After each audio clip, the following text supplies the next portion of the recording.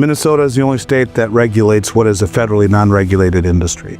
Now, to be honest, for a year and a half, that licensing was suspended because it was being challenged. The constitutionality of it was being challenged. And although we kept our bond in place, the licensing was suspended. And I was contemplating figuring that it would get just ignored and they're going to let it go because, they're just going to abolish the regulation because Minnesota is the only state that does it. I was going to move my corporate office down to Florida, where I am, to where our satellite office is. It would have saved me money and aggravation. That's why I left the state of Minnesota, for the aggravation that goes with the way that their political system is.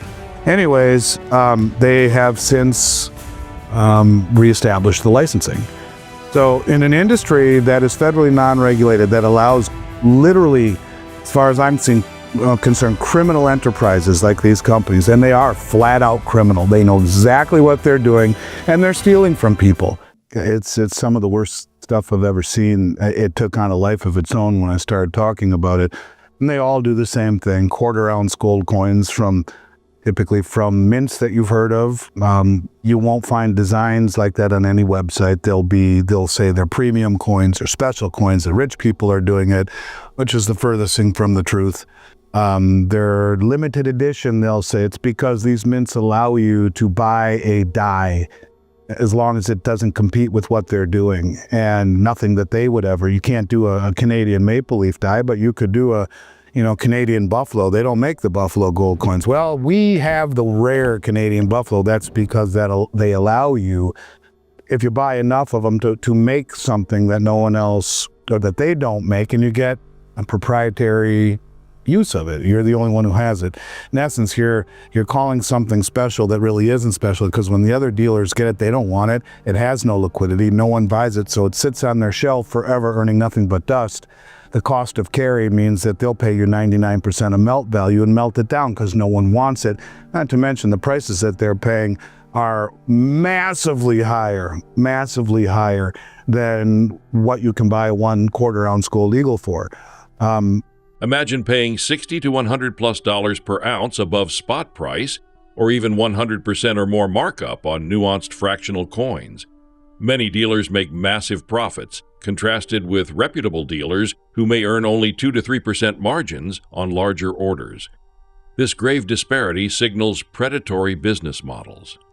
Money-focused reporting today flags this as a core red flag in bullion fraud.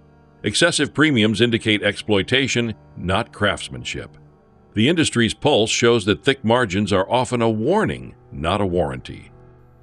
The reason I mention it is that the MO is the same with about the dozen companies that do it. For some reason, they're 1/4 ounce gold coins that would be sold between $1,100 and $1,500 right now. They're fractional silver coins from 3/4 of an ounce to 1.5 that some of them are 1 ounce, and they'll tell them they're premium coins. No, they're really not, and they're usually priced between $60 and $100+ over per ounce.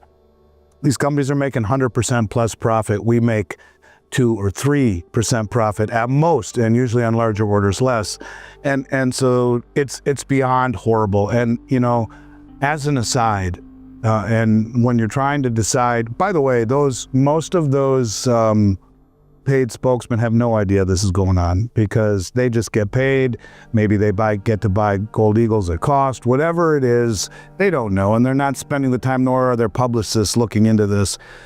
I know this for a fact, and I spoke with one of these publicists who I've opened the eyes of one or two of them who have contacted me, and I said, look, you don't have to tell me the company, but I'll tell you the MO, and they freak out. They're like, oh my God, how did you know that? Well, because I know. Anyways, the bottom line is that, so one of the things that differentiate a company like ours from everyone else is that Minnesota is the only state that regulates what is a federally non-regulated industry. Now, to be honest, for a year and a half, that licensing was suspended because it was being challenged. The constitutionality of it was being challenged. And although we kept our bond in place, the licensing was suspended. And I was contemplating figuring that it would get just ignored and they're going to let it go because, they're just going to abolish the regulation because Minnesota is the only state that does it. I was going to move my corporate office down to Florida, where I am, to where our satellite office is. It would have saved me money and aggravation. That's why I left the state of Minnesota, for the aggravation that goes with the way that their political system is. Anyways, they have since reestablished the licensing. So in an industry that is federally non-regulated, that allows literally, as far as I'm concerned, criminal enterprises like these companies, and they are flat out criminal. They know exactly what they're doing, and they're stealing from people. Older investors, especially those moving IRA funds into gold, are frequent targets. Aggressive marketing exploits fears, lost purchasing power, economic volatility, while advertisers downplay the risks of illiquidity and overpricing. Law enforcement, including the FBI, has issued advisories to watch for such schemes, urging vigilance among seniors and collectors. And the Minnesota Attorney General's office warns about fear, intimidation, and technical jargon used by dubious dealers to sway decisions. The pattern is clear. Emotional pressure meets financial opacity, and the buyer often pays dearly. But it's federally non-regulated, so there's no FINRA type regulation. There's no insurance industry type regulation that sets a playing field and sets limits on what markups can be. Well, Minnesota doesn't play that way, and so virtually every single company in America will boycott the state of Minnesota the way they did when the licensing was in force. Because why would you want to do business into a state where you have to be subservient to the Commissioner of Commerce with a whole lengthy list of regulations? You have to take continuing education and compliance, and one of your sons is actually the star of our compliance classes, and he reads the questions. He's fantastic with different voices every time. So you know what I'm talking about. And then the bond, the very, very big bond, where it's you have to post it and personally guarantee it by the owners of the company. There's none of these companies will do business in Minnesota. It holds us to a higher set of standards. So we're licensed, we're bonded, we're background checked. None of these companies will do it. And these are the big ones that are spending a fortune to advertise on TV and paying a fortune. Now, I can say this only because I've been on Mike Adams' show a few times. Mike's been on your show. And Mike has mentioned this on his show, that he was offered $1 million by one of these companies to do just that. Minnesota stood out as the only state to enact specific regulation of bullion coin dealers, imposing registration, bonding, background checks, and compliance training, measures that elevated accountability in this otherwise unregulated market. However, in 2022, the Eighth Circuit struck down the statute as violating the Commerce Clause. Since then, licensing has resumed under revised procedures, controversial but essential for consumer protection. This legislative journey underscores how oversight can curb predatory practices, but also how regulatory burdens can drive dealers to boycott the state rather than comply. Now, I mean, come on, $1 million, really? So that company that he mentioned has several other high-profile people that I know of, one of which is a friend of mine, was offered $40,000 a month.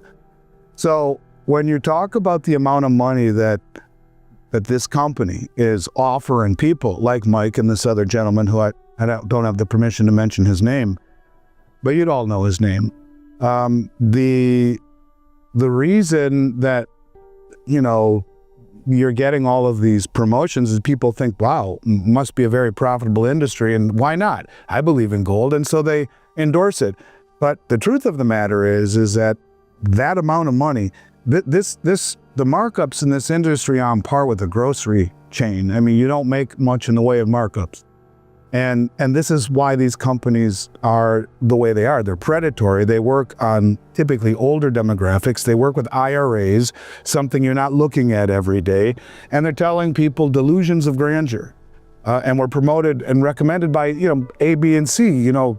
We have to be good.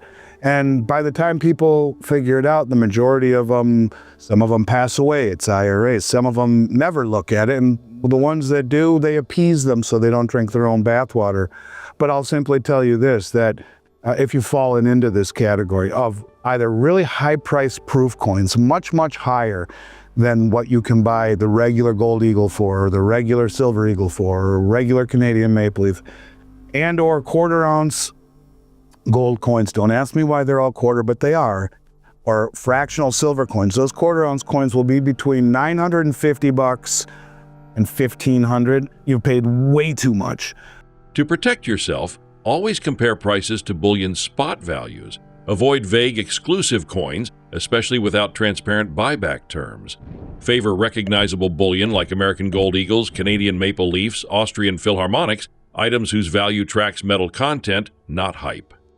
Inspect certifications, ask about return policies, and use reputable exchange platforms or associations like ANA, PNG, or BBB. Sources like Money and Coin Week instruct that excessive premiums, high-pressure sales, and opaque descriptions are consistent warning signs.